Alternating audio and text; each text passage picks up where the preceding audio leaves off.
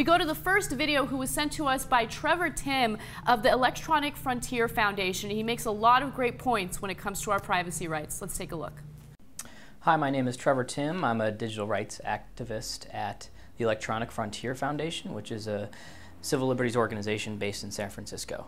My point today is that our digital privacy is unfortunately succumbing to increased government surveillance, and a lot of times the surveillance is happening without a warrant in what we think is a violation of the Fourth Amendment. So for example, our email, despite the fact that email is over 20 years old and that we use it more than we use physical mail at this point, there is a law in the books that says that email over 6 months old does not need a warrant for the government to get it. Now, this is contrary to the content of our phone calls and the content of physical mail, yet for some reason Congress has yet to change this law.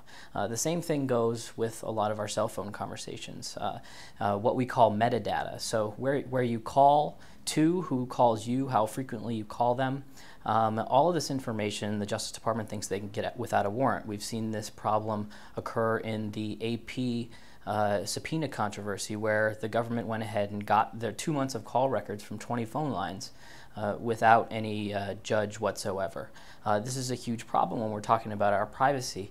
So here at AFF, we want to fight back. We want, in the courts, we want to convince judges that this information needs to be protected by the Fourth Amendment, and we want to convince Congress and state legislatures that they should pass laws to update how we protect privacy in the digital age. Great video sent to us by Trevor. I want to thank him for doing so.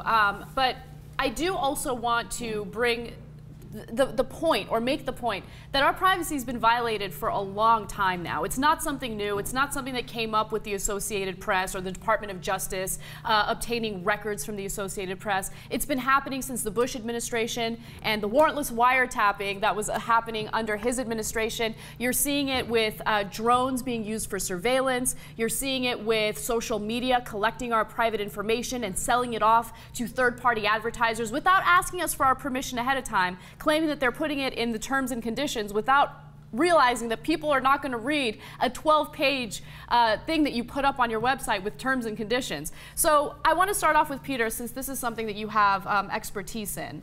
Is this something that Americans are even aware of? I mean, is this something that's just being brought to their attention now, or do you think that the majority of people in America aren't even paying attention?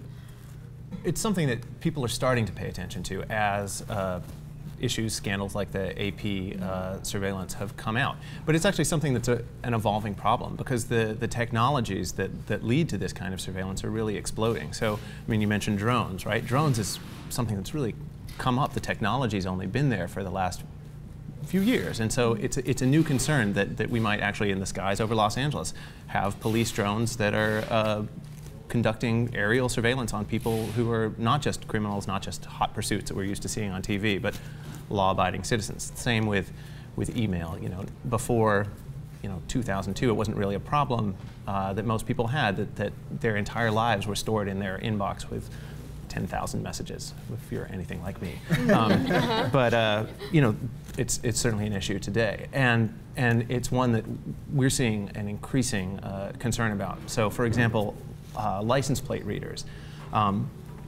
That's something that the technology now exists for police departments, government to put up cameras on police cars or on fixed posts to scan license plates and effectively make a record of where everybody in the city is going. The license plate readers, right, they can stamp the time of day, the place that the license plate was scanned. Mm-hmm. People are really concerned about that, because that's something that affects not just somebody that's a target of a criminal probe, but everybody. It's government compiling a massive database on the movements of law-abiding citizens. Right. So, Dave, a lot of people will make the argument that, well, these license plate readers aren't that big of a deal, because if you are in public, you have no reasonable expectation of privacy. What kind of response would you give those people?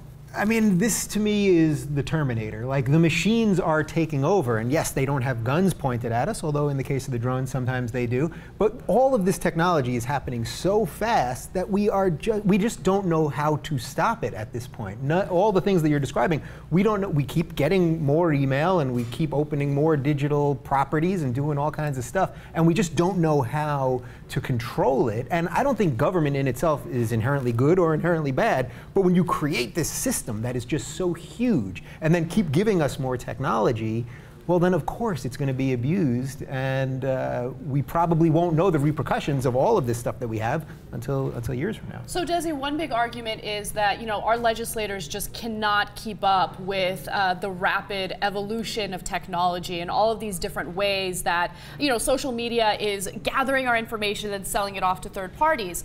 But do you really feel that legislators care that much about privacy when you hear about surveillance drones and you hear about the Department of Justice doing what they did with the Associated Press? No, actually, I don't think they do. I think they care sort of in a general sense, like most Americans. They care in a general sense, but they haven't really put much thought into it, and now they're thrust into this position of making these laws when they don't actually understand the technology. I mean, granted, most of us don't have the kind of understanding of the technology and the loopholes and the ways that this information can be used against us and in illegal ways, even if it's legally accessed. So I don't think that they really have the capacity yet to understand the education, the training. No one's really telling them, unless they're what's going on with this technology. It has to be reactionary after the fact. Oh, now you're telling me that this is what you're able to do with that stuff that we said that you could do earlier. And unless the lobbyists who are working for these companies want to educate lawmakers in a way that does not actually cause problems for their profits, these lawmakers are not going to get that information that they need to protect all of us. Think how profoundly Google Glass is going to change everything. A year from now, we are all going to be wearing these glasses, or 2 years from now, we're all going to be wearing these glasses where you can record everything. You can be sending an email while you're talking to somebody. Everybody you look at, you could be taking a picture to. The hackers are going to be hacking in to your glasses, and they can be sending video elsewhere. And this is the exact example of what you're talking about. The legislators need to sort of be ahead of this, but how could they? How can we? They can't do anything. Although, so how can we expect them to be ahead of this? Although the principles for how to deal with these are pretty much the same across technologies, right? Whether you're talking about drones or license plate readers or video surveillance cameras on public sidewalks, the way to deal with government intrusions is to require government not to collect information on law-abiding citizens, to target their collection of data on individuals who they have reason to believe are engaged in criminal activity. And when they have that reason to believe, they should go and get a warrant. But unfortunately, we're already past that stage. That ship has already sailed, it seems like. It seems like now we have to react after the fact to say, oh, now we have to pass a law that says you actually have to pay attention and get a warrant. And I think a lot of that has to do with the failure of the media. I mean, Americans were not informed, were not well informed of what was happening under the Bush administration with warrantless wiretaps. I know that independent media did its best to share as much information as possible about that, but now that that ship has sailed, I mean, the real question is there something that Americans can do to really fight back and regain their privacy rights and make sure that government officials and law enforcement obtain a warrant in order to do these searches? What do you think, Peter? I think so. I mean, I think pushing back on these surveillance techniques through legislation like an update of the Electronic Communications Privacy Act, which Trevor mentioned, and even on a local level, just by being more aware. I think you blame the media in part, but I think a lot of it also has to do with local governments not being transparent about what's going on. So you have situations like in Alameda County, the local sheriff purchasing drones and not disclosing that publicly and subjecting that to kind of a robust public debate, allow people to decide, should we have drones? What policies should be put in place? Instead, he's doing it on the sly, and it comes out only after a public records request is made. Peter makes a great point about local law enforcement, for instance, not wanting to be transparent. A perfect example of that is, when law enforcement is fighting in the courts to make sure that citizens can't hold them accountable by recording them on their smartphones as they're arresting someone. And I think that's a big problem, especially when you consider the fact that they're public employees, they're paid with our tax dollars. We should be holding them accountable. So the lack of transparency is without a question a huge issue and a big problem with all of this. But I want to just quickly discuss what the future of all this will be if it goes unchecked. Will it finally come to a point where all of our dirty laundry is just kind of out in the open and we become desensitized to it? Dave? Wouldn't there be something kind of freeing if we ever got to that critical mass where everybody was like, oh, I'm naked here and that's what I did there and all that? I mean, in a weird way, I guess. But I really, you know, to go back to the sci-fi thing, I mean, it would be great if we just had a reset button, where now that we sort of understand this stuff, if we could all just have one chance to just reset your digital life and then go, okay, here's all the crazy messages I threw out on Facebook and emails I sent. They're all going to disappear. And now that I understand what this technology is, here's how I'm going to use it. But look, in the case of Google Glass, we can all mock it now. But when it comes out, once your friend has it, you're going to get it too, and then we're all going to be doing it to each other all the time. I know, it's incredible. I mean, this is somewhat unrelated, but Google Glass is, you know, something that porn companies are now thinking about utilizing when they do their porn shoots, because they want to do gonzo porn that's like, you know, hands off, you don't have to wear. And so there are many possibilities with Google Glasses, but I totally understand what you say. Like, there is a lot of room for abusing that kind of technology. It's going to be a little problematic. Right, I think that's where the problem is. You know, we can talk about, oh, you know, once everybody's dirty laundry is out, then it's going to be fine. But what it doesn't actually account for is the idea of malicious prosecution, political prosecution. For example, Don Siegelman, the Alabama governor, who was railroaded by the Bush administration and corrupt judges and is now in prison. You know, he's somebody that this information, you know, that's an example where you could see the information that you have that should normally be kept private, that would have been kept private in the past, can then be used against you, or even trumped up and fabricated to be used against you. So that's why we have to be very careful and not, I think, just relax and say, well, it's too late, nothing we can do. Oh, well, you know, there are other things we can do. We can fight as consumers, we can with the corporations whose infrastructure we use for this communication that's essential and necessary to even have a job in today's world.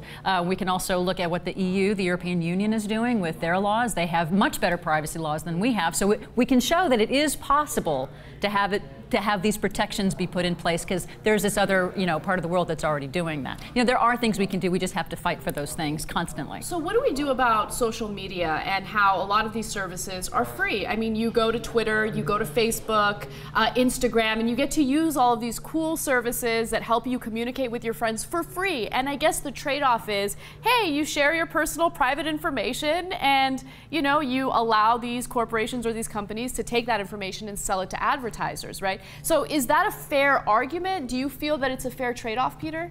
Well, I think it's a trade-off that, if it's made, has to be made, again, transparently. Corporations have to be clear about what information they're collecting, what information they're sharing, and consumers have to be aware of that and demand privacy as a built-in ground-level feature of the apps they're using. So.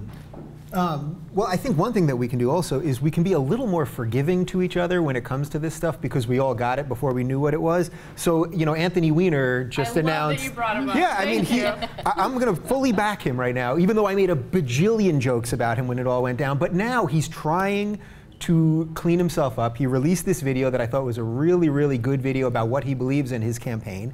And it's like, I was watching all these people from Politico and all these organizations on Twitter make fun of him, and it's like, you know what, we've all done stuff we're not proud of. He just happened to step in it and was the first big profile guy to step in it, in that digital space. So I think if we're all a little more forgiving, and if we all realize that we've all done things that we're not proud of and all that kind of thing, I think that might make it a little more human, at least, instead of dealing with just like the legal terms and sort of the bigger picture things. Well, you know, but that's kind of like a social evolution that takes time to happen. So unfortunately, there are going to be a lot of people whose lives get destroyed or otherwise thrown into disarray because we don't have that social culture yet for that. Like with Google Glass, you know, I think that that's something that the social culture will grow eventually to determine when it's okay to use it, when it's not okay, and a way to prevent people from, you know, using folks' private images against them.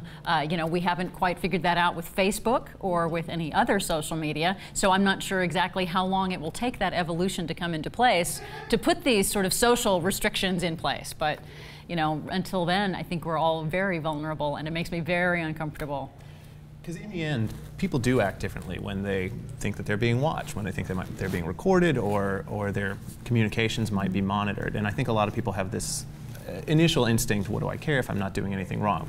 But at the end of the day, if you really think that somebody's going to read that email, listen to that phone call, or see what you did at the bar, you're going to behave differently. Absolutely. I mean, I have no interest in living in the Orwellian society where I feel like either the government or some big corporation is watching my every move. But, you know, if we need to fight back, we need to fight back. We need to get together and actually do something about this aggressively. Otherwise, get ready for everyone to know what kind of porn you're watching every night after work, because that's what it's going to turn into. I mean, let's keep it real. People are going to use that information against one another, to undermine one another. And I think that's going to be a complete and utter disaster, especially because of what Desi said about how we're not there socially. We love to pick on people for stupid things that everyone else is guilty of. So shouldn't Anthony Weiner really be the first guy that we all just are like, it's okay? Like, you don't have to like his politics, and you don't have to vote for him if you live in New York, but maybe he can be the first example of someone that we let it be. You know what I mean? Yes, the picture's out there. Look, Bill Clinton did stuff and there aren't pictures, so maybe he got off kind of easy in a way. But I think it would be good for all of us. Got off kind of easy.